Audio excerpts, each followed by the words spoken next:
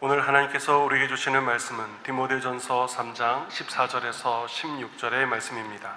신약성경 338면에 있습니다. 디모데전서 3장 14절에서 16절의 말씀입니다.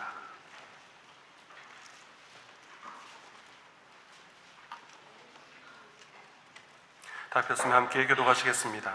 내가 속히 내게 가기를 바라나 이것을 내게 쓰는 것은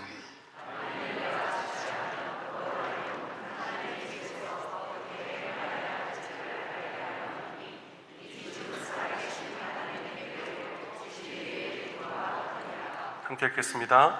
그도다 경건의 비밀이여 그렇지 않다 하는 이 없도다. 그는 육신으로 나타난 바 되시고 영으로 의롭다 하심을 받으시고 천사들에게 보이시고 만국에서 전파되시고 세상에서 믿음 바 되시고 영광 가운데서 올려지셨습니다. 아멘.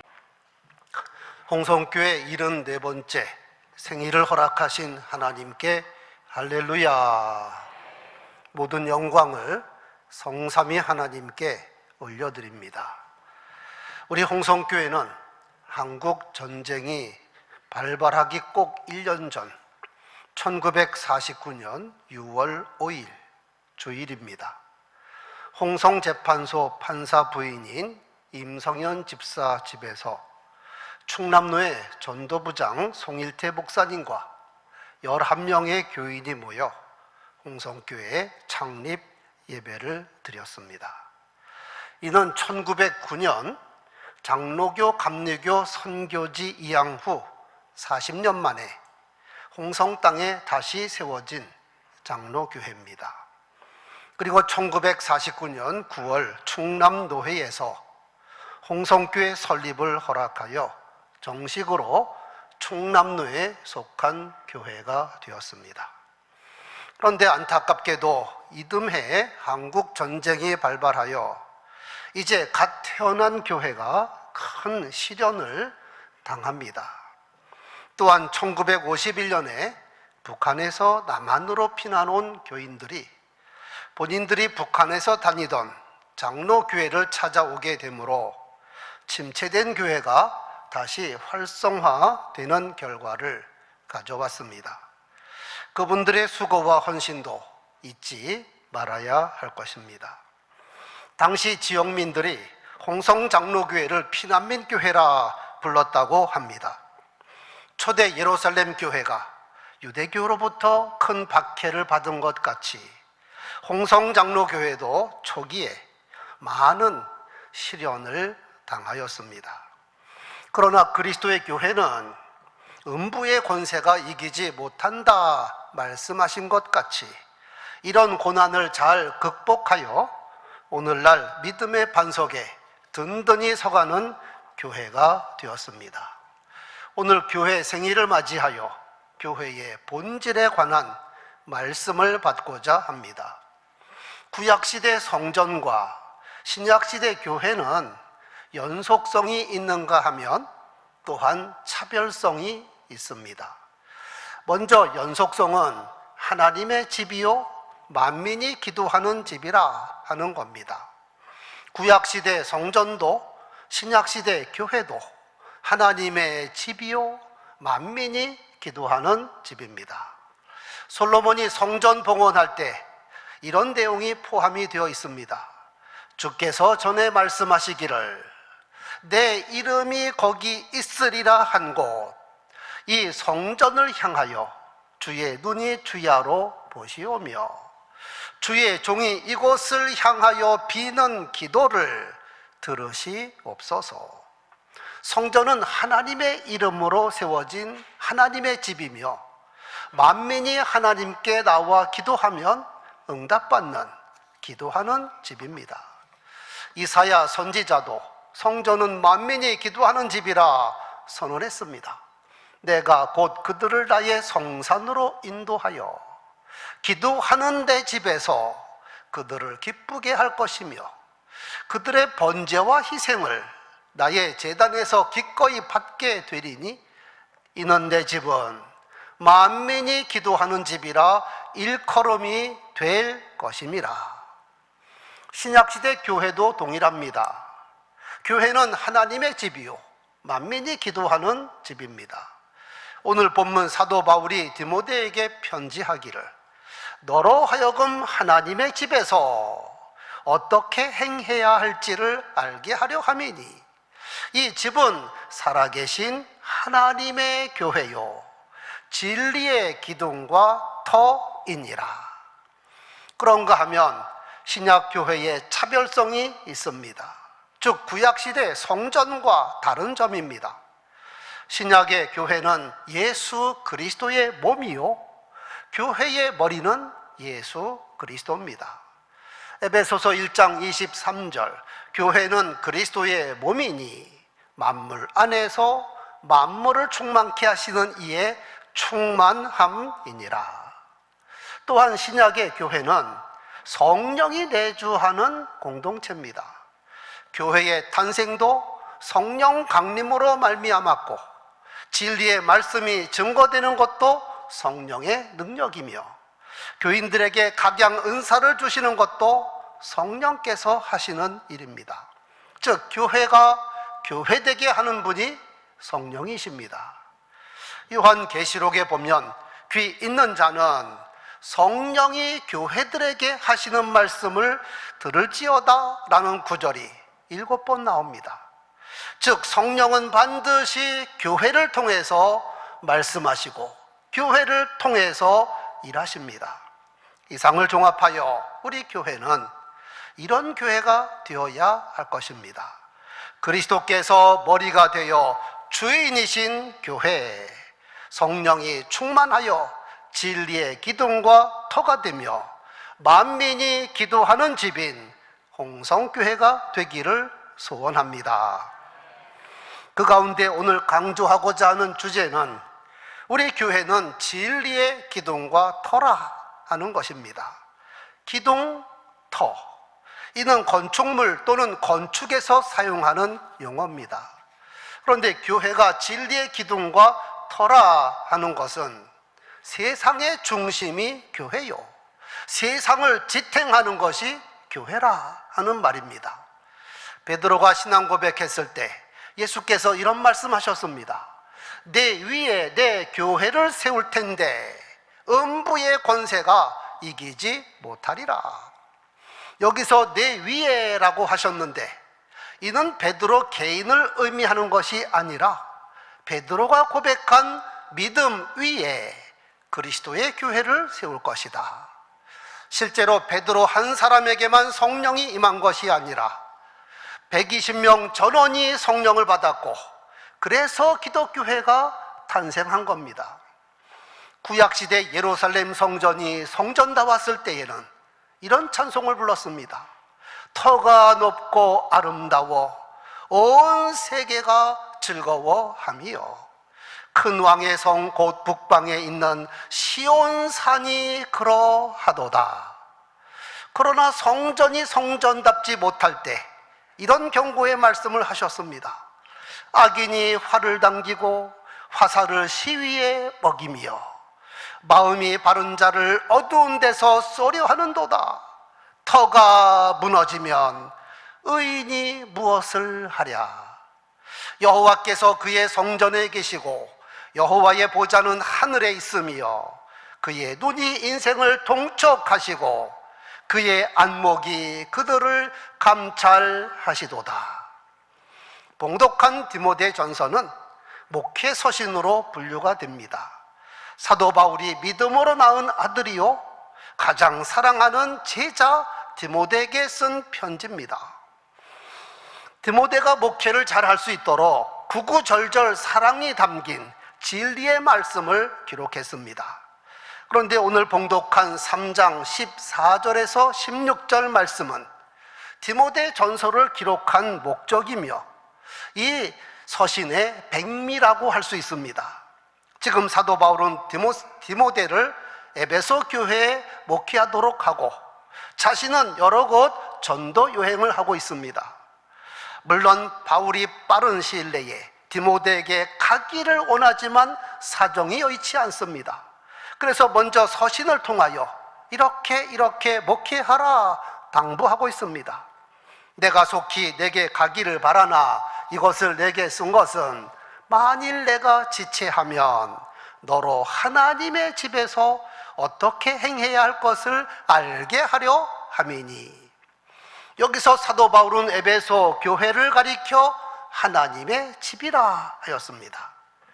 여러분 아시는 대로 에베소 교회는 사도 바울이 2차 전도행 마치고 돌아갈 때 잠깐 방문하였고 3차 전도 여행 때 다시 와서 그곳에서 2년 이상 머물며 두란노 서원에서 복음을 전했습니다. 그래서 탄생한 것이 에베소 교회입니다. 그리고 이 편지를 쓸 때는 젊은 목회자 디모데가 목회하고 있었습니다. 그런데 사도 바울은 오늘 본문에서 교회가 무엇인가 분명히 말씀하고 있습니다. 이미 교회를 하나님의 집이라고 하였고 계속해서 이 집은 살아계신 하나님의 교회요 진리의 기둥과 터라 하였습니다. 즉 지상의 모든 교회는 하나님의 집이며 진리의 기둥과 터입니다. 그래서 그리스도의 영광을 나타내는 곳입니다. 물론 우리 홍성교회도 이런 목적으로 세워진 교회이며 또한 이런 교회가 되어야 합니다. 첫째, 교회는 하나님의 집입니다. 하나님의 집. 최초로 성전을 건축하고 봉헌한 솔로몬의 봉헌 기도에 이런 말이 있습니다. 하늘과 하늘들의 하늘이라도 주를 모실 수가 없습니다. 이 땅이 아무리 아름답고 고급스러운 집을 건축한다 할지라도 천국 집에 비할 수가 없습니다.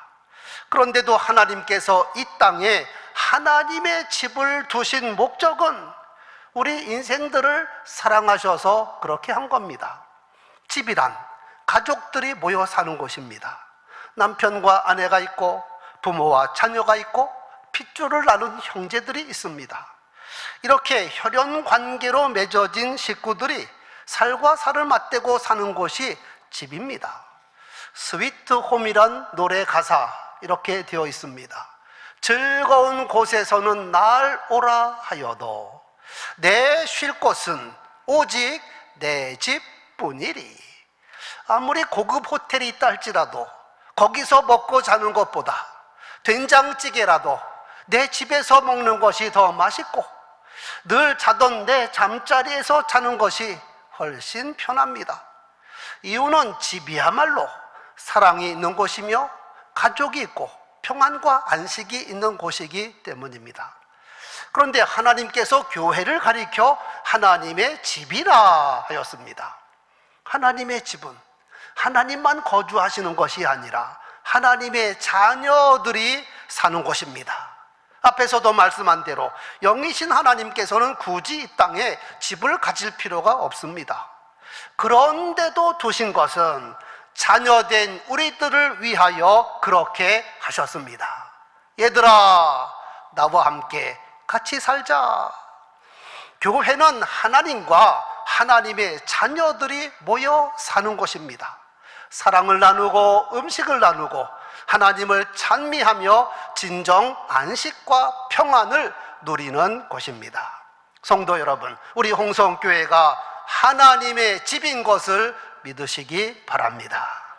하나님께서 이곳에 거주하시고 하나님의 자녀된 우리들이 사는 집입니다. 이곳에서 서로 살을 맞대고 살며 사랑을 나누고 사랑의 떡을 떼고 서로 위로하고 서로 위하여 기도하며 사는 아버지의 집입니다. 두 번째, 교회는 진리의 기둥과 터입니다. 교회는 하나님의 집일 뿐만 아니라 이 세상의 진리를 증거하는 집인데 교회가 바로 진리의 기둥과 터라 하는 겁니다. 단층 집이 되었든 5층 집이 되었든 고층 아파트가 되었든 모든 집에는 힘을 받는 기둥이 있습니다. 기둥이 부실하면 건물이 무너지고 맙니다. 또한 모든 집은 기초가 든든해야 하고 건물의 모든 무게를 지탱하는 터가 든든해야 합니다. 즉 기둥과 터는 힘을 쓰는 부분입니다. 교회는 세상의 기업처럼 영리단체가 아닙니다. 정당처럼 권력을 잡기 위한 집단도 아닙니다. 친목회처럼 단순히 친교만 하는 곳이 아닙니다. 교회는 진리의 기둥과 터입니다.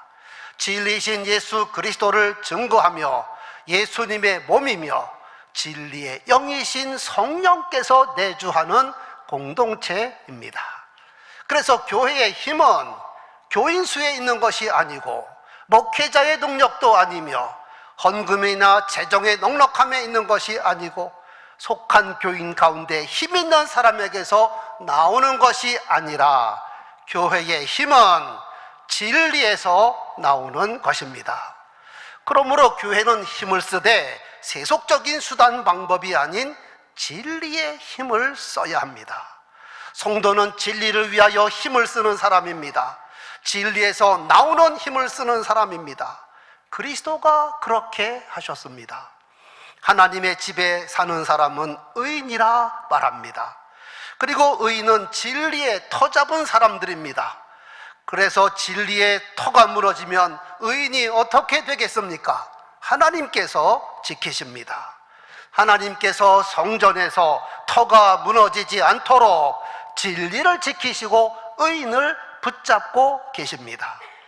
예수께서도 그리스도를 고백한 베드로에게 내가 이 반석 위에 예수를 그리스도로 믿는 믿음 위에 내 교회를 세울 텐데 음부의 권세가 이기지 못하리라 하셨습니다. 성도 여러분, 오늘날 우리 사회에 꼭 있어야 할 것들이 얼마나 쉽게 무너지고 있는지 모릅니다. 대표적인 것 중에 하나가 이혼의 급증입니다. 경건한 가정, 서로 사랑하고 존중하는 부부, 행복한 가정, 이런 좋은 모습들이 깨어져 가고 있습니다. 현재 우리나라 이혼율은 OECD 평균보다 훨씬 높고 이혼 증가율은 세계 1위입니다. 자살 증가율도 심각한 상태입니다. 이런 추세가 지속이 된다면 대한민국이 어떻게 될지 심히 우려가 됩니다. 한자 수고에도 가화 만사성이란 말이 있는데 우리나라 가정이 무너진다, 터가 무너진다 하는 것은 국가가 무너지는 것이요 국민의 영혼이 무너져 가는 겁니다. 이렇게 중요한 것들이 흔들리고 터가 무너지고 있는 이 세대에 교회가 진리를 붙잡고 진리를 위하여 힘쓰고 진리를 증거하기 위하여 몸부림쳐야 합니다. 한국교회는 일제강점기 때, 한국전쟁 때 많은 순교자를 배출한 교회입니다. 순교자가 어떤 사람입니까? 목숨 걸고 진리를 지킨 사람입니다. 내 목에 칼이 들어와도 예수가 그리스도인 것을 부인할 수 없다. 내가 총에 맞아 죽더라도 예수를 배신할 수가 없다. 이제 우리는 순교자의 신앙을 본받고 오늘 말씀을 마음판에 새겨서 진리를 위하여 힘쓰고 진리를 증거하기 위하여 시간과 물질을 사용하고 진리를 지키기 위하여 어떤 희생도 감수하는 믿음의 결단이 있어야 하겠습니다.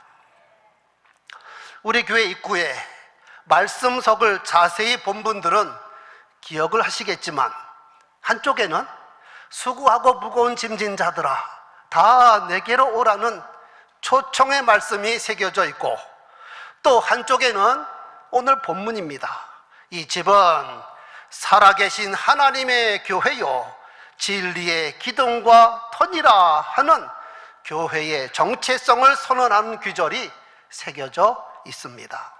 정말 우리 교회는 이 시대에 진리의 기둥과 터가 되어야 합니다. 그래서 이 지역과 민족을 살리는 교회가 되어야 하겠습니다. 셋째, 교회는 그리스도의 영광을 나타내는 곳입니다. 교회는 그리스도의 몸이니 믿음 안에 만물 안에서 만물을 충만케 하시는 이의 충만함이니라 하였습니다. 교회가 그리스도의 몸입니다. 그리스도는 교회의 머리이십니다. 그리고 성도는 그 몸의 다양한 지체들입니다. 그러므로 교회를 통하여 오직 그리스도의 영광만이 나타나야 합니다. 성도가 하나님의 집에 살면서 진리를 위해 힘을 쓰면, 곧 경건하면 그리스도의 영광은 나타나게 되어 있습니다. 16절입니다. 크도다 경건의 비밀이요 그렇지 않다 하는 이 없도다. 그러면서 교회의 머리이신 예수 그리스도를 증거하고 있습니다. 그는 육신으로 나타나신 바 되시고 성육신, 영으로 의롭다함을 받으시고 천사들에게 보이시고 만국에서 전파되시고 세상에서 믿음 바 되시고 영광 가운데서 올려지셨느니라. 이 기절은 초대 교회가 고백하던 중요한 신앙 고백입니다. 이것이 바로 사도신경의 원조가 되었습니다. 예수께서 육신으로 오셨는데 그는 죄가 없으시다. 예수께서 천사들에게 보이셨을 뿐 아니라 만국에 전파되셨다. 세상 많은 사람들에게 믿음 바 되었다. 부활하시고 영광 가운데 승천하셨다. 그런데 이 말이 바로 진리 중에 진리입니다.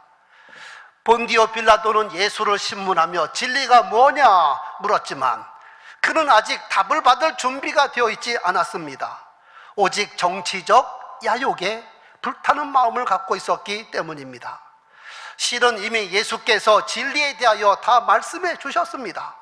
내가 곧 길이요 진리요 생명이니 나로 말미암지 않고는 아버지께로 올 자가 없느니라.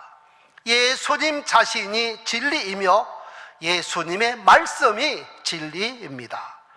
그러므로 진리의 삶을 사는 사람은 하나님 말씀을 깊이 사랑하며 그런 사람을 통하여 그리스도의 영광은 나타나게 되어 있습니다. 그리고 교회는 진리의 삶을 사는 사람들로 가득 차 있어서 그리스도의 영광을 만방에 드러내는 곳입니다. 한편 바울은 빌립보 성도들을 가리켜 나의 면류관이라 하였습니다.